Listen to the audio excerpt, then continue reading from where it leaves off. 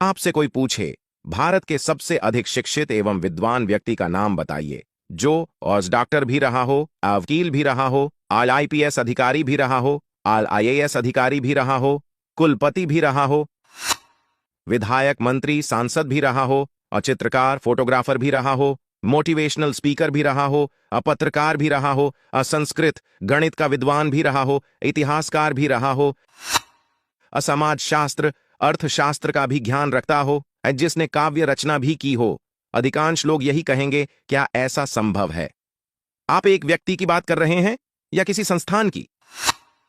पर हिंदुस्तान में ऐसा ही एक व्यक्ति मात्र 43 वर्ष की अल्पायु में भयंकर सड़क हादसे का शिकार होकर इस संसार से विदा भी ले चुका है। उस व्यक्ति का नाम है डॉ. श्रीकांत जिचकर।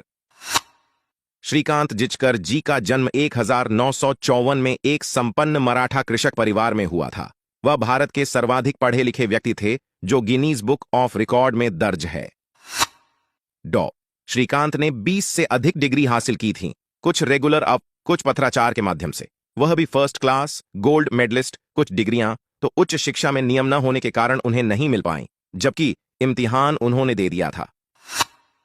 उनकी डिग्रियां, शैक्षणिक योग्यता इस प्रकार थीं: IMBBS, MD gold medalist, ILLB, LLM, MBA, bachelor in journalism, Sanskrit में D. Litt, university topper, MA English, MA Hindi, MA history, MA psychology, MA sociology, MA political science, IMA archaeology, MA anthropology. 1978 batch के IPS अधिकारी, 1980 batch के IAS अधिकारी भी रहे। 1981 में महाराष्ट्र में विधायक बने। 1992 से लेकर 1998 तक राज्यसभा सांसद रहे। श्रीकांत जिचकर ने वर्ष 1973 से लेकर 1990 तक का समय यूनिवर्सिटी के इम्तिहान देने में गुजारा। 1980 में IAS की केवल 4 महीने की नौकरी कर इस्तीफा दे दिया। 26 वर्ष की उम्र में देश के सबसे कम उम्र के विधायक बने। महाराष्ट्र सरकार में मंत्री भी बने। 14 पोर्टफोलियो हासिल कर सबसे प्रभावशाली मंत्री रहे। महाराष्ट्र में पुलिस सुधार किए। 1992 से लेकर 1998 तक बतौर राज्यसभा सांसद संसद की बहुत सी समितियों के सदस्य रहे। वहां भी महत्वपूर्ण कार्य किए। 1999 में कैंसर लास्ट स्टेज का डायग्नोज हुआ। डॉक्टर ने कहा, आपके पास केवल 1 महीना है। अस्पताल पर मृत्युशैया पर पड़े हुए थे, लेकिन आध्यात्मिक विचारों के धनी श्रीकांत जिचकर ने आस नहीं छोड़ी। उसी दौरान कोई सन्यासी अस्पताल में आए। उन्होंने उन्हें ढांढस बंधाया, संस्कृत भाषा शास्त्रों का अध्ययन करने के लिए प्रेरित किया। कहा, तुम अभी नहीं मर सकते, अभी तुम्हें बहुत काम करना है।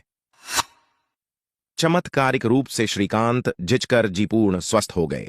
स्वस्थ होते ही राजनीति से संन्यास लेकर संस्कृत में D. लिट की उपाधि अर्जित की। वे कहा करते थे, संस्कृत भाषा के अध्ययन के बाद मेरा जीवन ही परिवर्तित हो गया है।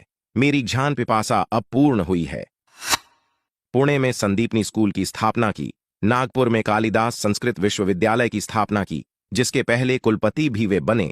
उनका पुस्तकालय किसी व्यक्ति का निजी सबसे बड़ा पुस्तकालय था, जिसमें 22,000 के लगभग पुस्तकें थीं। उनका एक ही सपना बन गया था, भारत के प्रत्येक घर में कम से कम एक संस्कृत भाषा का विद्वान हो तथा कोई भी परिवार मधुमेह जैसी जीवन शैली से जुड़ी बीमारियों का शिकार ना हो। यूट्यूब पर उनके केवल 3 ही मोटिवेशनल हेल्थ फिटनेस संबंधित वीडियो उपलब्ध हैं। सामान्यतः ऐसे असाधारण प्रतिभा के लोग आयु के मामले में निर्धन ही देखे गए हैं। अति मेधावी, अति प्रतिभाशाली व्यक्तियों का जीवन ज्यादा लंबा नहीं होता। शंकराचार्य, महर्षि दयानंद सरस्वती, विवेकानंद भी अधिक उम्र नहीं जी पाए थे। 2 जून 2004 को नागपुर से 60 किलोमीटर दूर महाराष्ट्र में ही भयंकर सड़क हादसे में श्रीकांत जिचकर का निधन हो गया। संस्कृत भाषा के प्रचार प्रसार व होलिस्टिक हेल्थ को लेकर उनका कार्य अधूरा ही रह गया। ऐसे शिक्षक, ज्ञानी, उत्साही व्यक्तित्व, चिकित्सक, विधि विशेषज्ञ, प्रशासक व राज